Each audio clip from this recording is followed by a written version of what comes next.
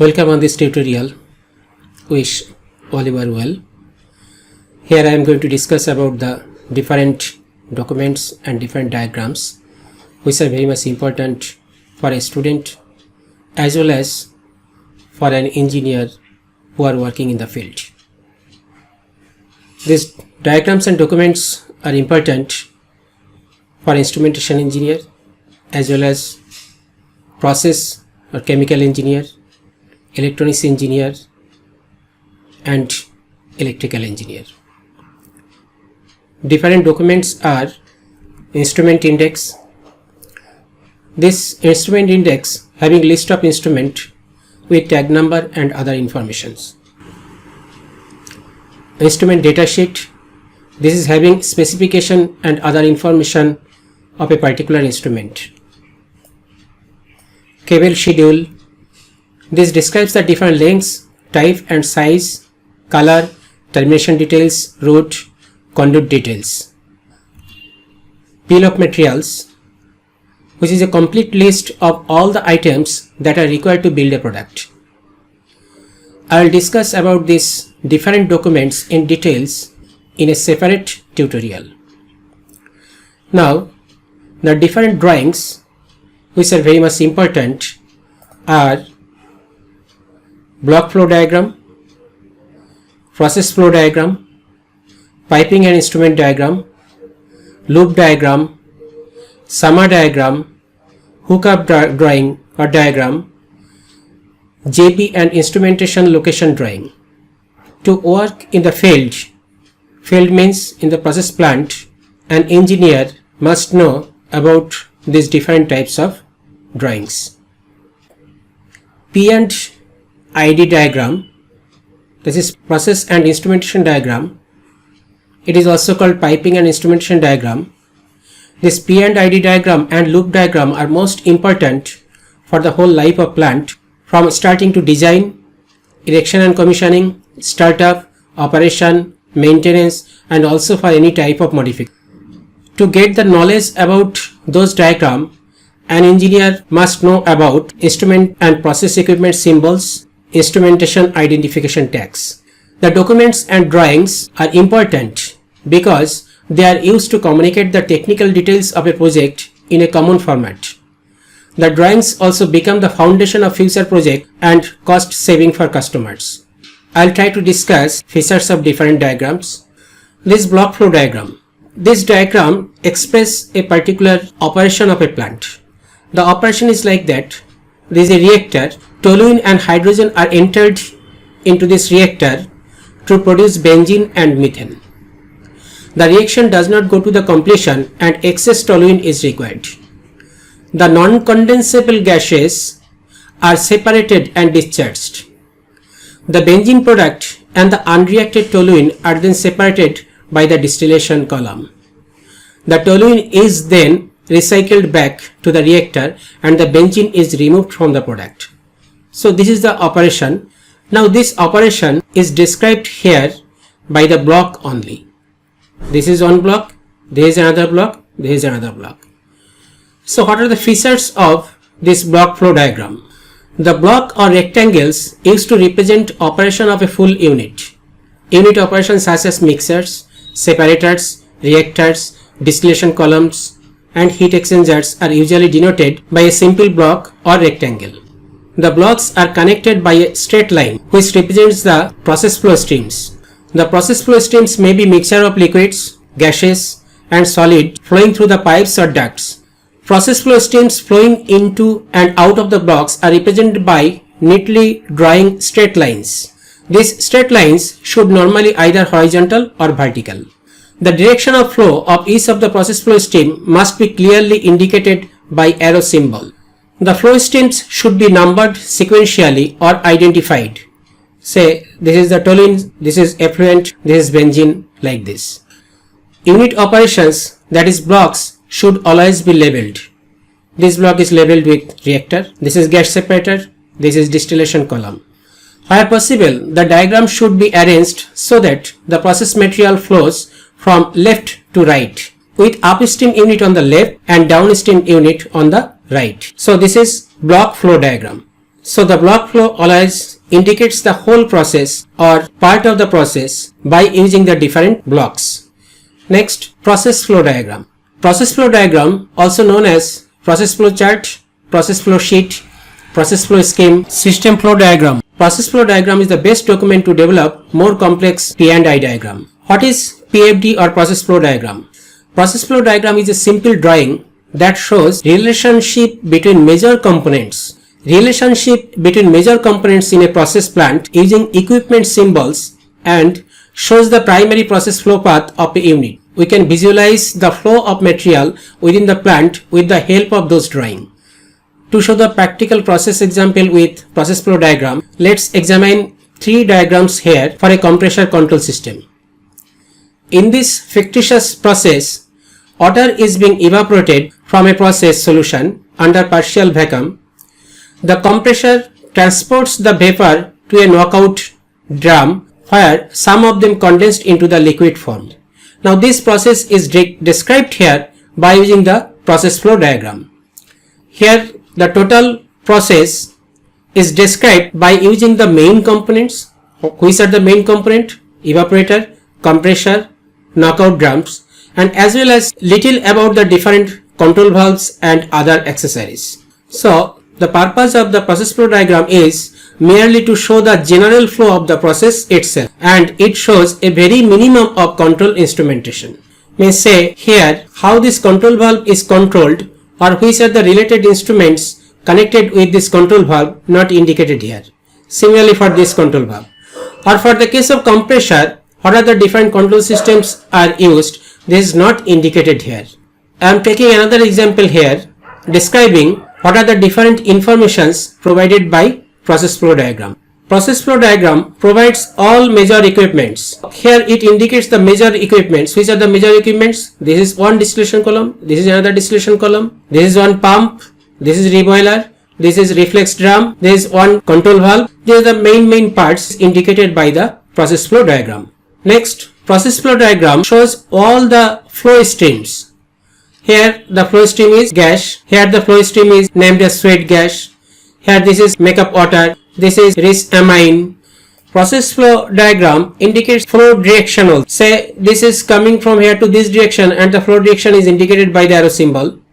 This is coming here, the flow direction is indicated by the arrow symbol. It shows the major control valves and process critical valves. There is one major control valve, there is one major control valve. So many other control valves are also used here that is not indicated here. The process flow diagram shows the major bypass and recirculation system. Say here, this is the recirculation system. The process flow diagram shows the different connections with other systems also. What are the parameters or what are the features which are not included into the process flow diagram? Process flow diagram never shows the pipe classes and pipeline numbers. Means which type of pipe has been used or what are the numbers of the pipes. It never shows the process control instrument. Process control instrumentation means the controller and the measuring instrument. Those are not included or not shown in process flow diagram. Minor bypass valves are not included in the process flow diagram. Isolation or shut-off valves are not included. The maintenance vent or drains, these are not also shown in process flow diagram. Now where we will get these informations? We will get this information in process and instrumentation diagram. To know the process and instrumentation diagram, we need to know various symbols for equipment, valves and other instrument also. Now entering into the process and instrumentation diagram. Process and instrumentation diagram, also known as piping and instrument diagram or PEFS, which is process engineering flow scheme. Process and instrumentation diagram is a schematic representation of pipelines, vessels, control valves, instrumentation and other process component and equipment in the control system found in process environment such as oil refineries, chemical plants, paper mills, cement plant, etc. PFD shows the major interconnections of the process vessels and equipment but omits details such as instrument signal lines and auxiliary instruments. It is a complex than PFD. A single PFD can have multiple P&ID.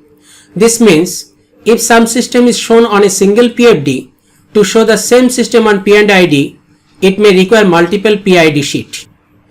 This is the process flow diagram.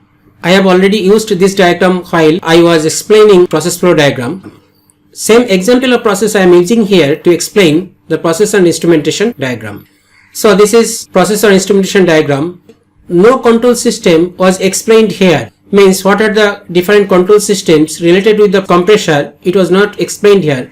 But in the case of process and instrumentation diagram, this is just like a zooming of this part. All the control systems have been described. In this PFD, only one transmitter was indicated here. FT is the flow transmitter. Nothing more have been indicated in PFD.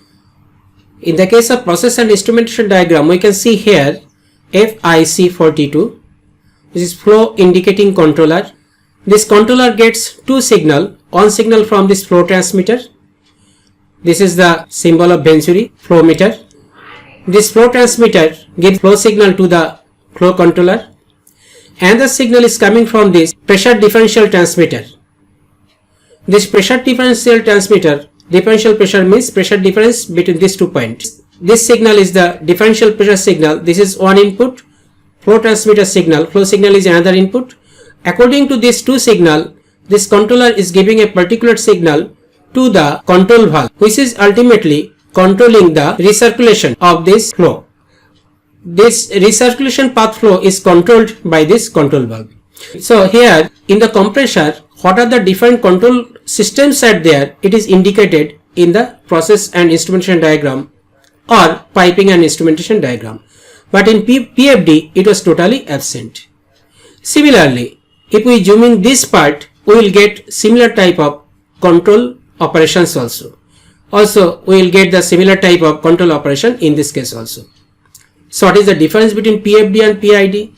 For the case of PFD, only the main equipments or main process is indicated and very small numbers of instruments or control valves are there.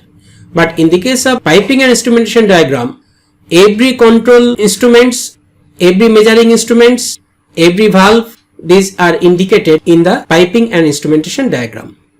Here we can also see that two temperature transmitters are here. This is TT43, this is TT41. And signal from this transmitter is going to the temperature indicating recorder. Means it indicate the temperature as well as the record the temperature. To know the PFD as well as to know the PID, an engineer or a student must know the different symbols of different equipments and the different piping systems also. I will discuss elaborately regarding the different symbols in another tutorial. Here I am giving another example. Say this is the piping and instrumentation diagram of heat exchanger. This is the heat exchanger. This is the control valve. Steam enters into the heat exchanger. This is a particular fluid having low temperature. Because of the presence of steam, this fluid is getting heated and ultimately a heated product is at the output. This is the normal process. How this process is controlled, that is explained in this P&I diagram. What is happening here? The temperature of this heat exchanger is measured by this temperature transmitter 401. The temperature signal is the input of this controller, temperature indicator controller. According to this signal, this gives a particular signal. This dotted line indicates this is the electrical signal. This electrical signal goes to a converter. TY401 is the converter. Now this converter means in this case this is I2P converter. This converts the electrical signal into the pneumatic signal. This signal ultimately controls or ultimately operates this control valve which controls the flow of the steam line. So this is the diagram. So when the engineer will ultimately implement this into the process will look like this. Say this is the heat exchanger system. This is the temperature transmitter, maybe thermocouple RTD. This temperature transmitter signal goes to the controller. This is the controller. Controller gives the signal to I2P converter. Controller gives the signal to I2P converter. I2P converter gives the signal to control valve. This is the control valve and this is the steam flow in, steam flow out. This is the cold water, cold out. So before the implementation, this type of drawing is done. This drawing is used while the process is implemented, as well as at the time of maintenance, as well as the different trainings for the engineers and operators also. This is another P and I diagram of reactor control. Say this is the reactor. What is happening here? This is the flow transmitter. This flow transmitter gives the signal to the flow indicating controller. Another signal is coming from here, temperature signal from this temperature transmitter 1 to 3. This is the temperature indicator or temperature controller. This gives the signal to here. So this is one signal, this is another signal. Ultimately, according to these two signal, this controller gives an output. This output through this I2P converter ultimately controls this control valve. Here this is a motor operated control valve. This is the PLC symbol. So PLC ultimately controls this motor operated valve. So what I am explaining, an engineer must know this. What he should know? That this is the PLC. He should know this is the temperature indicator controller. This is the temperature transmitter. Like this. One number is given here, 1 to 3, 1 to 3, 1 to 3, 1 to 3. Everywhere is given 1 to 3. This numbers indicates that all instruments or controllers, this are related with a particular operation or with a particular control loop. So this is process and instrumentation diagram or piping and instrumentation diagram. Now what are the different features not included in the P&ID? P&ID never tell anything about process condition and physical data.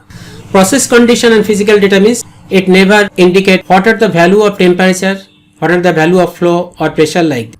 It never indicate the operating condition, say under which condition the operation is going on. It never indicates stream flow details.